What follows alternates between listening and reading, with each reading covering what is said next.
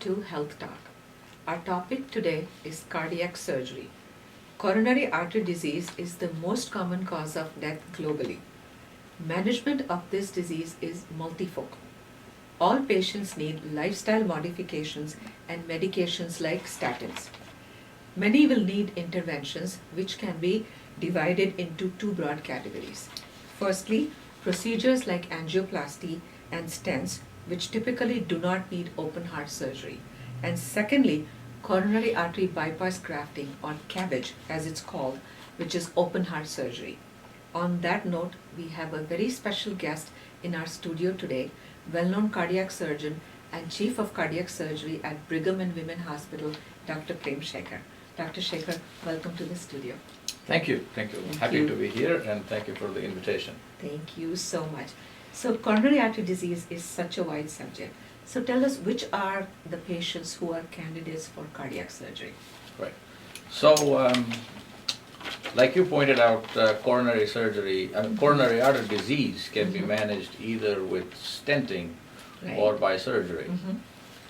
Today, people who have simple coronary artery disease, as in they have one or two blockages and their heart function is still good, those patients are typically managed by stenting. Okay. But once patients have complex coronary artery disease, as in they have multiple blockages or they have blockages in complicated locations, and in some select patients who have diabetes or those in who the heart function is substantially reduced, coronary artery bypass grafting surgery is the better option. Okay. So those are really the patients that we do coronary artery surgery on nowadays.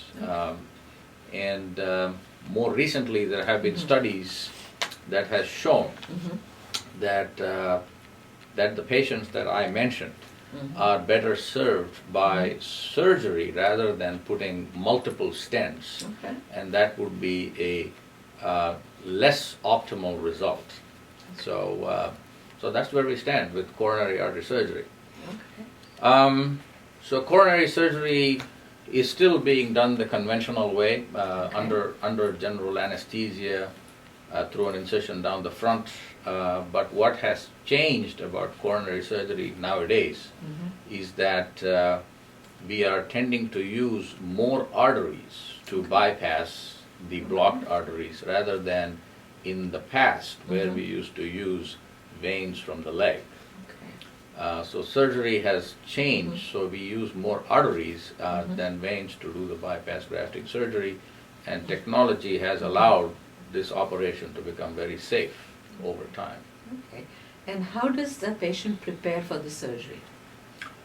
There is no special preparation required. Usually by the time they come to surgery, they have already been well prepared by their primary care physicians and their cardiologists, so there is no special preparation that is required. Okay. And how much time do they need off after surgery? So typically, the operation itself takes about 5 to 6 hours, and then there is a hospital stay, which is about 5 to 7 days, depending on how quickly they recover after surgery.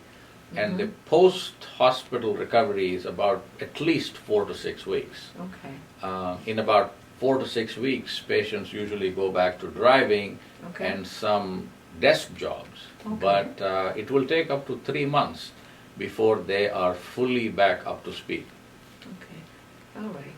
And is there any difference in the surgery between men and women? Because women, we've always read, have smaller blood vessels, right?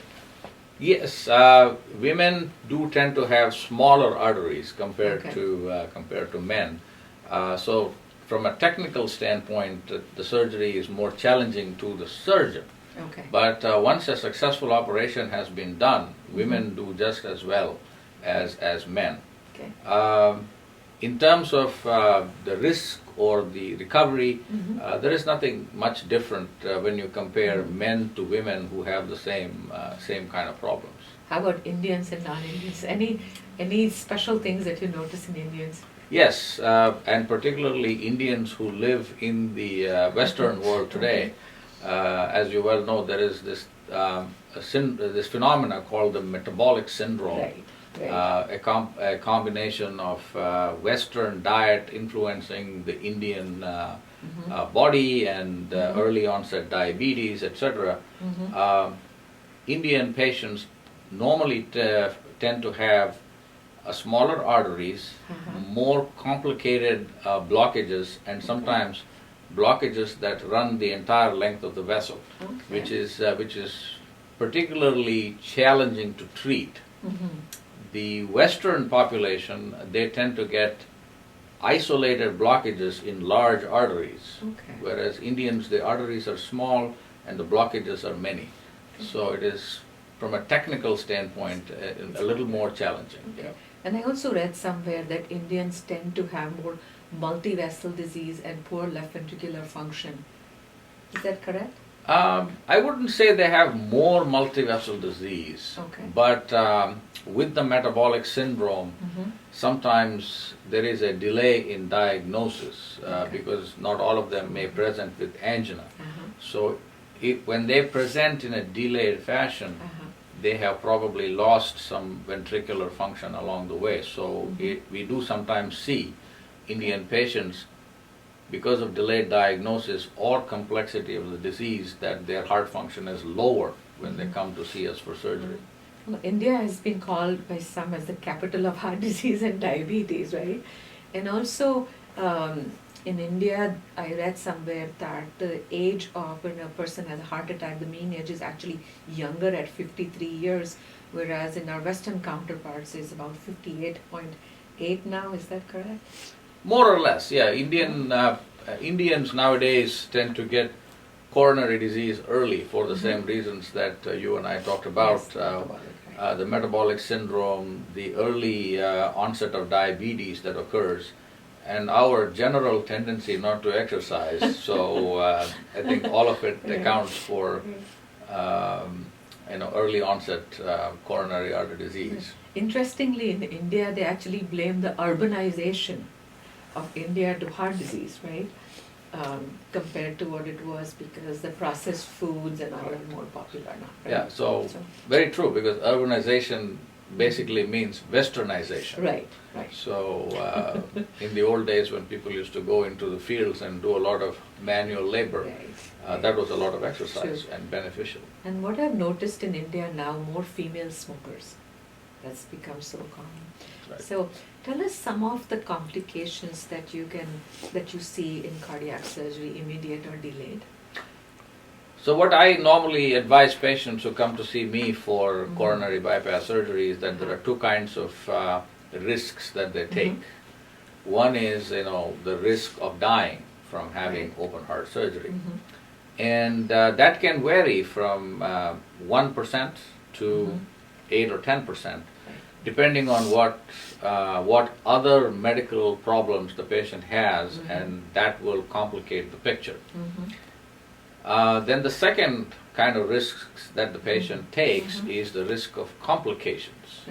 So those complications can be multiple. You could sometimes have a stroke during or after surgery. Sometimes surgery can affect your liver or kidney function, particularly if you come with borderline liver or kidney function. Then, as with all surgery, there is a risk of major bleeding or major infections. So again, these risks differ based on the kind of patient that we see. So for example, if I see a 50-year-old man who is in good health otherwise, and has good heart function and has got good arteries, the risk of dying probably around 1%, and the risk of major complications no more than 1 or 2%. But if you compare that to an 85-year-old man who has uncontrolled diabetes and a variety of other, maybe some kidney dysfunction or liver dysfunction, the risk of dying could be as high as 10%, and similarly the risk of complications. Are there any patients you consider inoperable? Yes. Well, again, you can divide them into two. There are patients who have medical problems that make them not a great candidate for surgery. So when they have, for example, advanced lung disease, they have bad emphysema from long time smoking, or they have bad liver disease, or they have certain other conditions like bad cancers and things like that. So that in those situations, we would consider not offering them surgery. So that is one group of people. But the second group of people are, are there any situations where the disease itself is not operable? And that can happen sometimes. When the arteries, because of their inherent nature, or because of the disease, have become so small and tiny that we may not be able to actually do bypasses. And sometimes that happens, and in those patients we recommend aggressive medical treatment. Now, what about patients who've had a bypass surgery, done well, then they have another heart attack and they come back? How do you treat them? We treat them based on what we find with investigations again. So I presume you're referring to people who had a bypass surgery done some years ago, and now they've come back with a new heart attack. Again. Yeah. Right. So they have to go through the same testing as we would do the first time. They would have to have a coronary angiogram to look at the arteries, and then we treat it just like we would anything. If the blockages are simple, then we might put a stent. If the blockages are complex, then they may need a repeat operation. So, are they tougher to operate upon? Yes. So repeat operations are possible. It is not that people cannot have a second or third operation. Definitely possible. Second and third operations are more riskier, not only because of the complexity of the technical part, but also because by the time they come to a second and third operation, they are older, and as they become older, they've acquired some other problems as well. But second and third operations can be done. So another major category of cardiac surgeries, and which has evolved a lot in recent years, is the cardiac valvular surgery. And there's a lot of confusion about it because there's so much information, sometimes too much information on the internet, which leaves even doctors like me confused. So can you give us a brief overview of vascular surgery, especially aortic stenosis, which is being increasingly diagnosed as people are living longer? Absolutely. So valvular surgery has now become more prevalent than coronary surgery for cardiac surgeons. That is because with many years of treating coronary disease with statins and blood pressure medicines and new diabetes medicines, the incidence of coronary surgery has fallen. But like you said, people are living to be older, so the valvular surgery has started to increase. So we are seeing more valvular disease nowadays than we saw some years ago. So there are four valves in the heart: the aortic valve, the mitral valve, the tricuspid valve, and the pulmonic valve. So the last two we'll leave it out because diseases that affect those two valves are quite rare. So mostly disease that is important and people come for treatment are aortic and mitral valve disease. So like you said, aortic stenosis is a very common problem. It's the narrowing of the aortic valve from calcium deposition that causes an obstruction to the flow of blood. And there is no medical solution because there is calcium and there's an obstruction. So the only solution is to relieve the obstruction.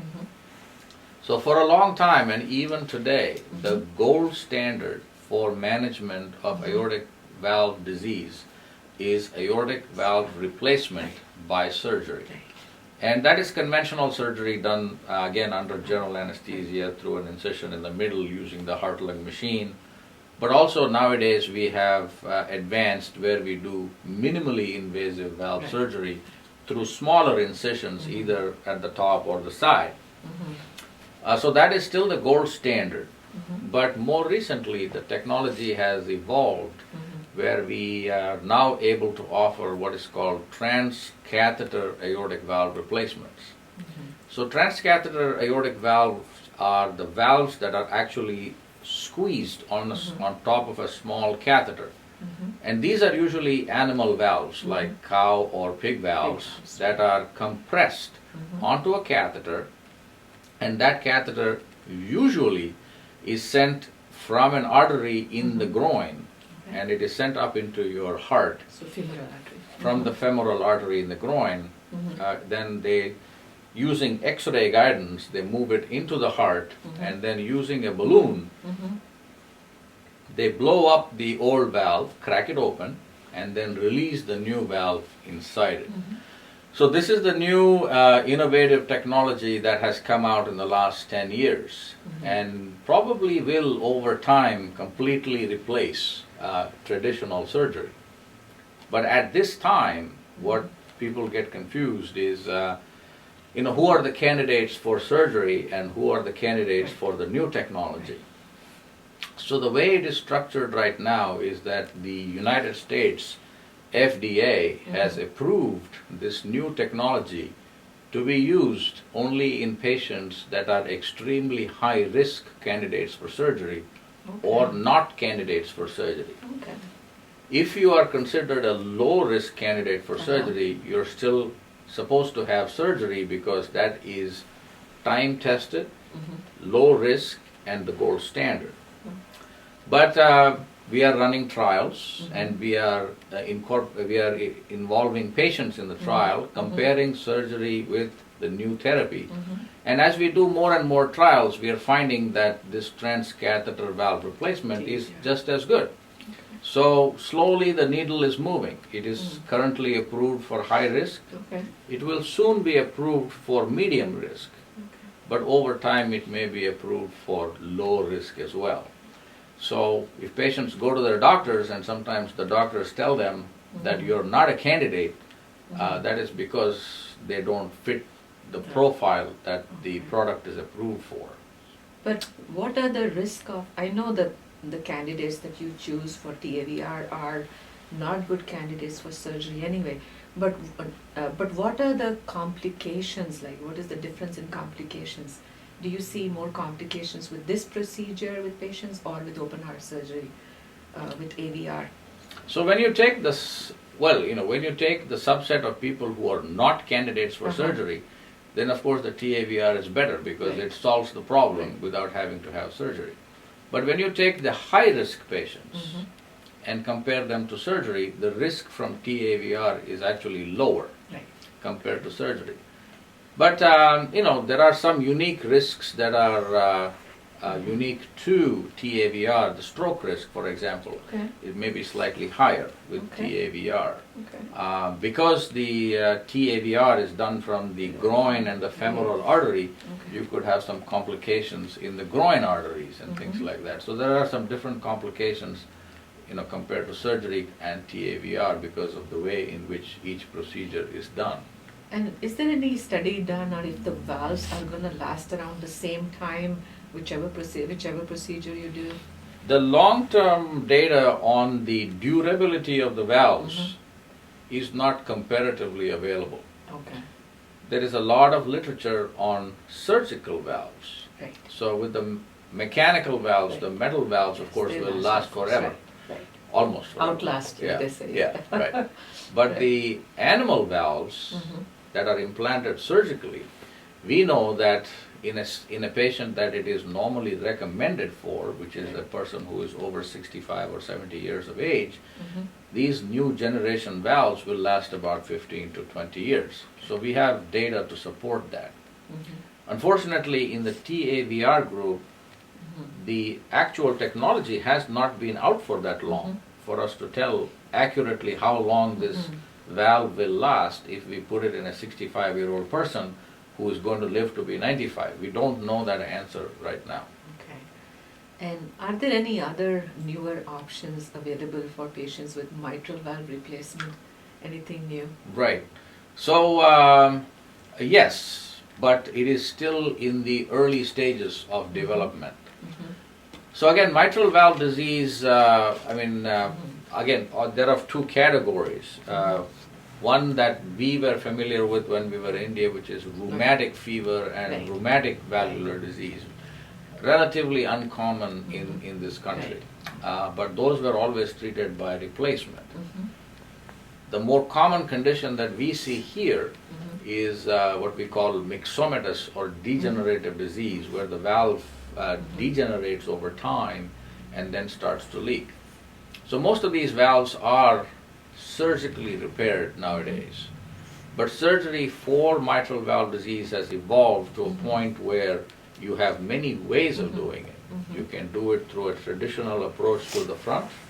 You can do it through a small incision in the front, or you could do it through a small incision on the side, or you could do it with the robotic technique. So many surgical options which are less invasive for mitral valve surgery are available. But surgery still remains the primary way in which mitral valves are treated today. But in the transcatheter world, technology is developing for the mitral valve as well. At the moment, the only thing that is available and approved is this mitral valve clip device. Oh, okay. So mitral valve clips are currently approved for patients with leaking mitral valves that are not candidates for open heart surgery. Okay. But down the pipeline, research is underway by the various companies to develop transcatheter valve replacement or transcatheter valve repair technology, just like we have for the aortic valve. Yeah. Interesting. So I would say maybe in 10 years' time, we will have some interesting transcatheter mitral valve replacement or repair technology available. Exciting. Exciting, yeah, very exciting stuff. Okay. And all this technology, valve replacement, I was reading, is not that old. I think it's about 50 years or so, or longer. It depends on where you want to start. Right. So 1923 was the first heart valve surgery done in the world, and it was done at the Brigham and Women's Hospital. So this was for rheumatic mitral valve stenosis, but this was before the traditional open heart surgery was available. This was closed heart surgery. But the first ever operation for mitral valve disease was done in 1923. So we are about 90 some years from the first heart valve surgery. But the heart valve surgery that we know today developed in the 1960s. So you're right that the surgery that we know today is about 50 years old. So that brings me to my third topic today. So there's a lot of stories and hype in media, of course, due to sudden death of celebrities. One of them was John Ritter, I believe, from Three's Company. I think that was in 2003. And recently, Kathak maestro Chitresh Das from Aortic dissection. So there are a lot of concerns about delayed diagnosis and questions about the surgical options. Could you give us a little bit of your overview about aortic dissection, how it presents and how it's treated for our audience, please? Yeah, absolutely. So aortic dissection, unfortunately, remains one of the more catastrophic emergencies that come to us. In today's world, one of the reasons emergency surgery is done in the middle of the night is for an aortic dissection. So aortic dissection is a condition where the aorta, which is the main artery of the heart, splits, and instead of being one channel, it becomes two channels because the layers have split. And it makes this main artery really weak. And if it splits to an extent where it is so thin that it will eventually rupture, and that's why people die. So the story of John Ritter, he died on set. So he suddenly had this tearing pain and he collapsed and he died. And more often than not, that is because the dissection caused a rupture of the artery. There are a variety of reasons why people get dissections. The one common reason is uncontrolled hypertension. So again, that emphasizes very heavily as to why blood pressure needs to be so tightly controlled in the community. So it is not uncommon for us to see a patient with a dissection and they come into the emergency room, their blood pressure is 200. So that is one of the common conditions, and of course cholesterol-mediated weakness of the artery wall makes them more susceptible to these dissections. The other smaller groups of patients that are likely to have dissections are the people who have inherent weakness of the aorta, like they have some connective tissue disease like Marfan's, etc. So unfortunately, and sometimes of course it can happen in patients who have a pre-existing aneurysm. But in more cases than not, there is no way to predict when you will dissect and how it will happen. But we know the substrate. So it is very important to control the substrate of high blood pressure, the cholesterol, and the various other risk factors, smoking being a very important one. But we cannot actually predict the timing of it. You know, it happens suddenly. A lot of people die at the time of the event from rupture, and those that come to the hospital, you know, we have to do emergency surgery to replace the dissected segment with a new tube, which is an extremely complex and high-risk procedure. But patients that come to an advanced medical center in good shape actually end up doing quite well. And there's no screening as primary care doctors. There's no specific screening that is recommended also. For dissections, no. Yes. None. So, right. So that makes it doubly hard. Correct. So in United States and of course in the Western world, we've come a long way with cardiac surgery. How are things in India from the surgical standpoint? And of course, we hear a lot about the cost comparisons, but not going into that from the surgeon standpoint. How advanced do you think cardiac surgery is in India, and how does it compare to a hospital like Brigham and Women, for example? So cardiac surgery was a little late arriving in India. So it took a few years for heart surgery to come in a big way to India. But once cardiac surgery has arrived, Indian surgeons have picked it up and they have really gone a long way with it. At this time, I can tell you, comfortably tell you, that cardiac surgery in India is just as good as cardiac surgery in the United States. Our surgical colleagues in India are incredibly smart and incredibly talented, and they do really good surgery. All the technology that is available for us to do heart surgery here today is available in India. And I have actually done heart surgery as a visiting faculty member in some institutions in different parts of India, and I have been amazed. They just do just as well. How's the post-operative care though? The post-operative care will depend on where you are, and if you are at a large multi-specialty institute, you will get the same kind of post-operative care like you get here. In smaller centers, that is sometimes restricted. But the only difference between India and the US will remain the ability of the Indian surgical community, the financial industry, and everybody else to go with the flow of these highly expensive technologies like the transcatheter valve technologies and things like that. So I don't know where India will go with that, mostly from a cost standpoint. I'm sure they'll be able to do it from a technical standpoint, but even in the United States it is so expensive, so it will be even more expensive over there. Sure. But quality, just as good. So finally tell us a little bit about yourself.